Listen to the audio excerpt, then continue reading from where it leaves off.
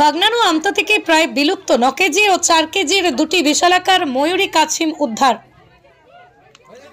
বাগনান বৈদ্যনাথপুরের গ্রামে স্কুল ছাত্রী অঙ্কিতা পাঁজা ভাত খেয়ে ব্যাগ গুছিয়ে স্কুলে পরীক্ষা দিতে যাওয়ার জন্য প্রস্তুত হচ্ছিল। হঠাৎ জানালা থেকে সে দেখতে পায় একটা বিশালাকার কাছিম পাশের ডোবা থেকে উঠে রাস্তা পার হচ্ছে। সঙ্গে সঙ্গেই সে তার মা রিনা পাঁজাকে নিয়ে গিয়ে রাস্তার থেকে কাছিমটিকে তুলে নিয়ে বাড়িতে আসে। খবর পেয়ে এই গ্রামের বিশিষ্ট সমাজসেবী সোনাই সামন্ত যোগাযোগ করেন হাওড়া জেলার যৌথ পরিবেশ মঞ্চের সঙ্গে। পরিবেশকর্মী সুমন্ত দাস ও রঘুনাথ মান্না ঘটনাস্থলে পৌঁছন।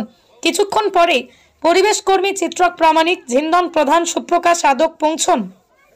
গ্রামের মানুষকে বিলুপ্তি প্রায় কাছিম রক্ষার বিষয়ে সচেতন করে ও বন বিভাগের সঙ্গে পরামর্শ করে বৈদ্যনাথপুর গ্রামেরই একটি জলাভূমিতে ময়ূরী কাছিমটিকে মুক্ত করে দেওয়া হয়। অপরদিকেই আমতা গাজীপুর গ্রামে সামাজিক সংগঠন প্রয়াসের সদস্যরা একটা 4 কেজি ওজনের ময়ূরী কাছিম উদ্ধার করে পুনরায় এলাকার নিরাপদ জলাশয়ে সেটি মুক্ত করে দেয়। বন্যপ্রাণ সংরক্ষণকারী চিত্রক প্রামাণিক বলেন, এই ময়ূরী কাছিম বা পিক সফট শেল টার্টল 2022 ভারতীয় বন্যপ্রাণ সংরক্ষণ পরিমার্জিত আইন অনুযায়ী সর্বোচ্চ সংরক্ষণের আওতায় তপশিলি 1-এর অন্তর্ভুক্ত।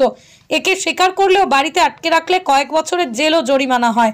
ক্রমাগত জলাভূমি নষ্ট ও শিকারের কারণে এর সংখ্যা কমছে। আচ্ছা, আমরা এখন আছি এটা বাগনান 2 নম্বর ব্লকের বৈদ্যনাথপুর গ্রামে। তো এখানে সকালবেলা একটি অ্যাডাল্ট পিকক সফটশেল টার্টেল বা আমরা যেটাকে ময়ূরী কাছিম বলি, সেই কাছিমটা রাস্তাতে কোনোভাবে জলা থেকে উঠে যাচ্ছিল। তো স্কুল ছাত্রী অঙ্কিতা পাঁজা ওই কচ্ছপটি দেখতে পায়। তো দেখে ওর মাকে জানায়, রিনা পাঁজাকে। তো ওর ফ্যামিলি কচ্ছপটাকে তুলে নিয়ে আসে এবং এখান থেকে আমাদেরই টিমের সদস্য সোনাই সামন্ত দাদা আমাদের খবর দেয় যে একটি পিকক সফটশেল টার্টেল পাওয়া গেছে। তো খবর পাওয়া মাত্রই আমাদের সুমন্ত, রঘুনাথ দা ওরা স্পটে আসে এবং এটাকে পর্যবেক্ষণ করে। বন দপ্তরেও খবর দেওয়া হয়। আমি, ঝিন্দন ও সুপ্রকাশও এসেছি।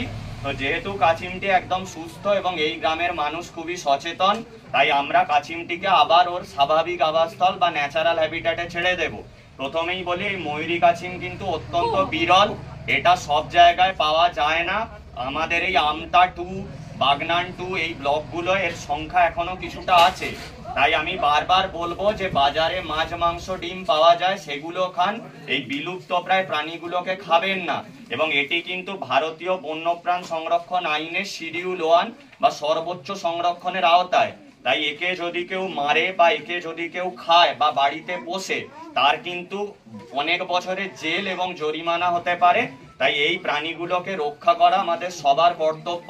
আমি অনেক ধন্যবাদ জানাই অঙ্কিতা, রিনাদি, সোনাইদা, ওর পরিবার এবং এই গ্রামের সকলকে যে তারা সচেতন নাগরিক হওয়ার পরিচয় দিয়েছে। শানু, রঘুনাথ দা, হিন্দন, আমি, সুপ্রকাশ এবং এই এলাকার সব লোকজন আমরা এক্ষুনি কচ্ছপটাকে তার স্বাভাবিক আবাসস্থলে ছেড়ে দেব। আমরা যে পিকক সফটশেলটা বৈদ্যনাথপুরে পেয়েছিলাম, সেটা আবার আমরা তার প্রাকৃতিক পরিবেশে ছেড়ে দিচ্ছি। যা বাবা যা, আমি খুশি বাবা, খুশি আমি খুশি। ও চলে গেছে, ও এখান দিয়ে চলে গেল, অনেকটা দূরে চলে এখন কোথায় যাবে কোনো হিসাব নেই। নুন টবডি হয়ে গেছে, পুরো নুন টবডি হয়ে গেছে।